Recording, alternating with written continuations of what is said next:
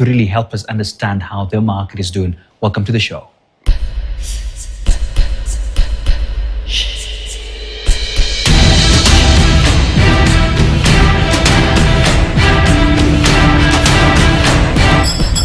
Glad to have you, sir. Thank you, Maina, and I'm looking forward to be here. Yes. At the Nairobi Securities Exchange, and for this show, it's an honor to be here. Absolutely. Welcome. This is your right home right here, and we are honored to have you. Yeah. Maybe we could start by letting people know that actually we have an exchange in Somalia. Some people probably may not know that. Yes. And I'm sure they will be interested to know that. So if you don't mind, could we first of all just elaborate how and how long you have been around the National Securities Exchange? Thank you very much. That's a very good question, and it is the right question to start. Yes. For this conversation. Somalia has the National Securities Exchange of Somalia now. It has been an idea that was going on for quite some time. But recently, in June this year, we have announced the establishment of the NSES in Somalia. Okay.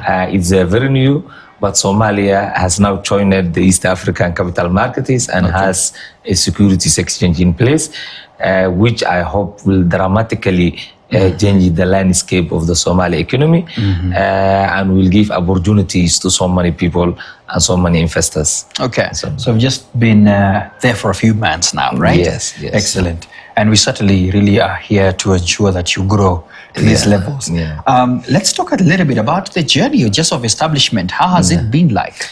For the journey of establishing this securities exchange in Somalia, it has been a quite very good journey. We had the idea for establishing, and it is the right time for Somalia to establish this National Securities Exchange. It is come into a point where Somalia had a long time being part of some civil wars going on and all these things. But now, as the country is recovering and it is in a good shape, Bankis has been there for the last decade and so.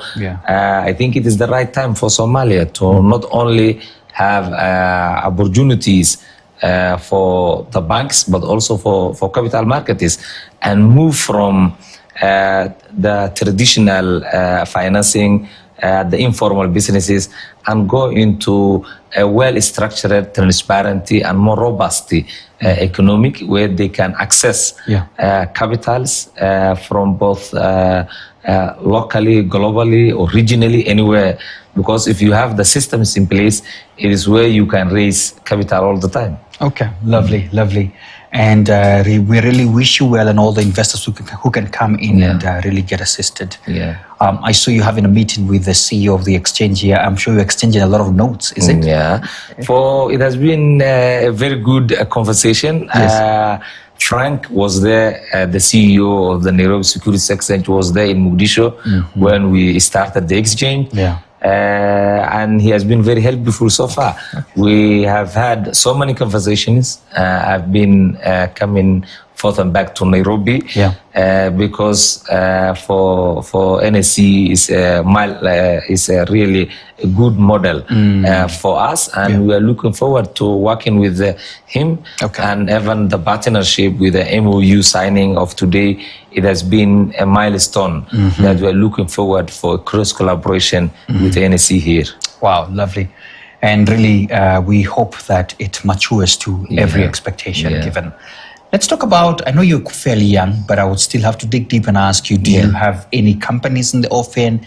Or probably you even listed one, I don't know. Are there some that have shown interest? For the listing issues, I think we have been a few months now in the market. We have been, because of when the market is there, but you need for the system to be in place. You're right. We are, for example, for the last few months, we have already approved the rules or the rule book, including almost 5 of them. The listing rules, we have the membership rules, we have the trading rules, we have the disclosure, we have the dispute resolutions. All these regulations has been or rules has been passed, by the board of directors, because it is to show that we need for our investors coming into the market to be more confident and feel confident for the systems in place,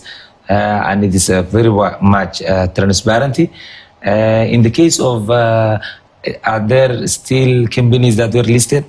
It is still in the process. Companies, especially those are well established in Somalia, including the telecoms, the energy, the banking sector, the logistics, and the real estate. They have all shown interest and are very much in process to be listed. And we are very hopeful that we start listing in the earliest quarter of 2026. That is hopefully that is the plan we are now targeting, and hopefully that will happen, because we are still in the right track to go there. I love that, and I'm sure you'll be able to diversify even to more product and everything else. And I will look for you to talk about how it's faring now. So let's talk about the appetite. When you told and announced to the people of Somalia that you're establishing this, how was their reception? Are they excited about this? Do you see investors asking questions? Are they willing to come in? For when we started the National Securities Exchange in Somalia, our main aim was that we need to move the Somali economy from the informal, the traditional capital raising to a more transparent and well-structured capital markets, where the entrepreneurship of Somalis all over the world, our businesses were mainly built on family networks, were built on some diaspora capital, were built on those very traditional. Therefore, we wanted to move from those traditional and informal businesses to a more well-structured businesses. And once we announced that we are having these capital markets, people were very enthusiastic. People were asking so many questions that maybe it takes time to answer some of them, because some of them need some tangible activities to be there, and we are in the early stage of doing so.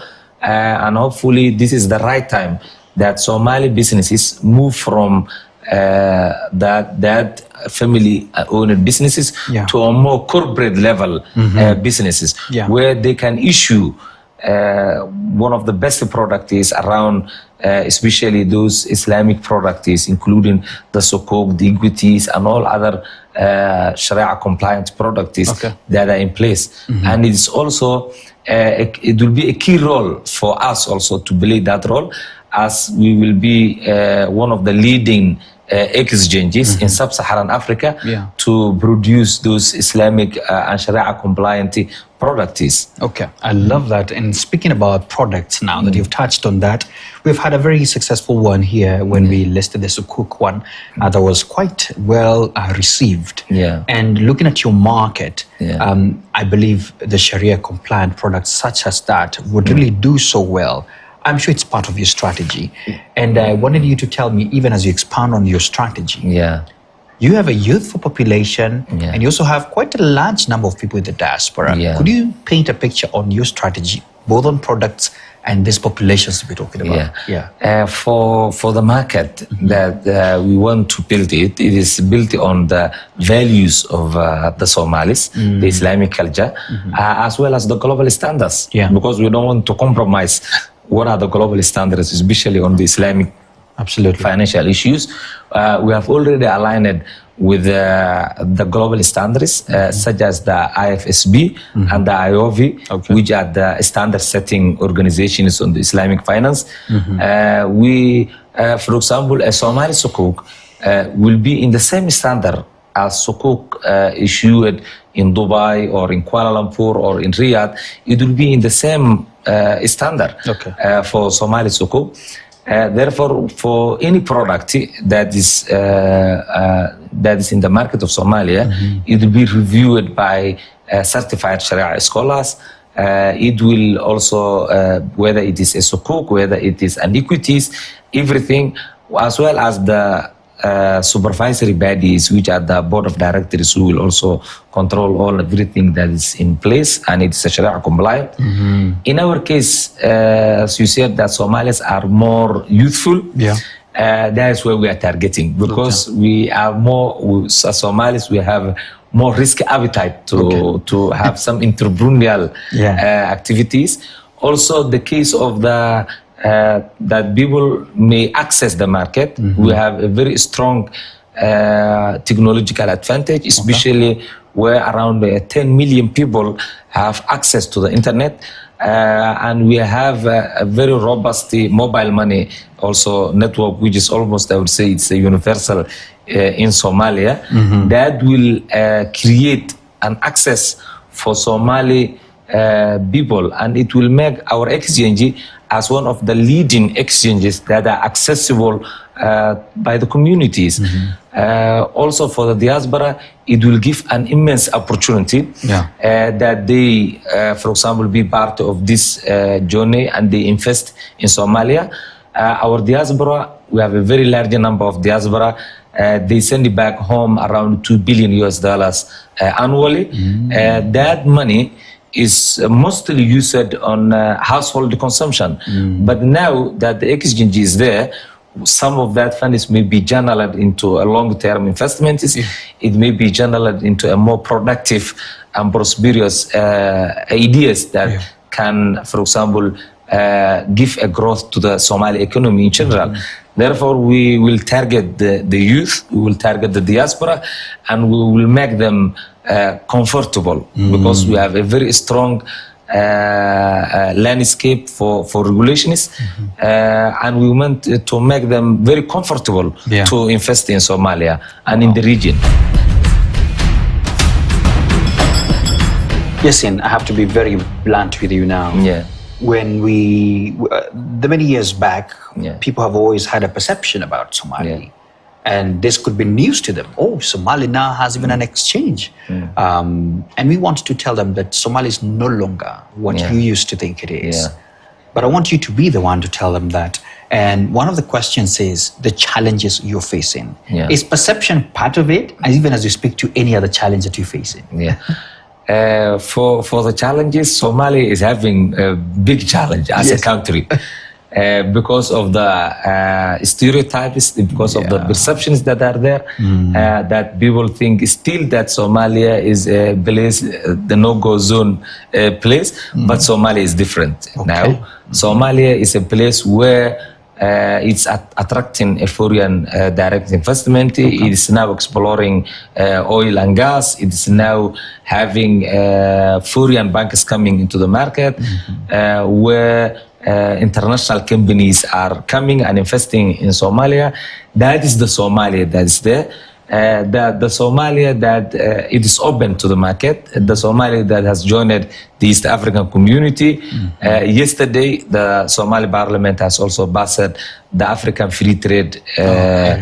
These are showing that Somalia is open to investment, that is open to trade. And our exchange, we are not only a trading platform. We are going to set the tone for how Somalia wants to raise funds, for how companies want us to grow, for how international investment want to see Somalia. And we need them to, for example, be very confident to invest in Somalia.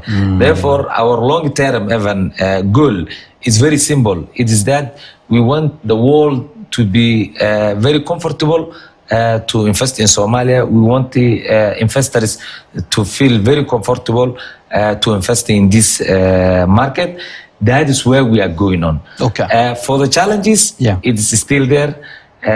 For some of the regulatory issues, it is still there. But we are working very closely with the Central Bank of Somalia and the Ministry of Finance, that we keep aligned with our own SRO model into the regulatory demands of the market, where we wanted the National Securities Exchange to have an authenticity, an authority also in place. We are working very closely with that one. Also, as a new customer into the Securities Exchange, where some of the exchanges maybe in the region or in Africa may somehow struggle.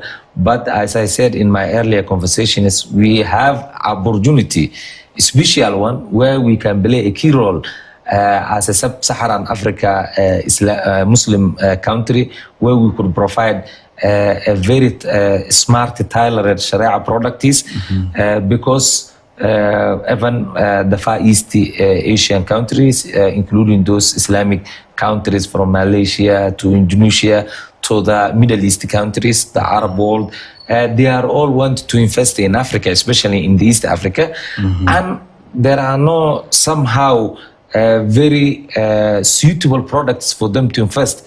It is where we come into the market that we give the platform, not only in Somalia, but also in the region that they can invest in. There. Okay, great context there. And maybe as you come to the end of the conversation, one of the key things that I've noticed, anytime you have something like this great and new, you have a lot of work to do with investor education, reaching out to as many that can be reached to. I think you've mentioned about the regulatory affairs, which you're still dealing with. And of course, definitely ensuring that you can attract as many investors. But on the education part, so that at least they will come once they're informed. Are you doing some work on that? Yes. For example, we are... the investor education is very important. Whether this is an individual or a companies or corporations, it's very important. And when we are new to the market, people still may see it as what is going on, how this is working. There has been, even in the case of Somalia especially, there have been some scams even that happened already. But this one is totally different. It is giving us a platform that we wanted to be part of the capital market is there. We are already part of the East African Securities Exchange Association and the African Exchange Securities Exchange Association. These even regional associations give us an insight of how they are doing businesses. For example, today,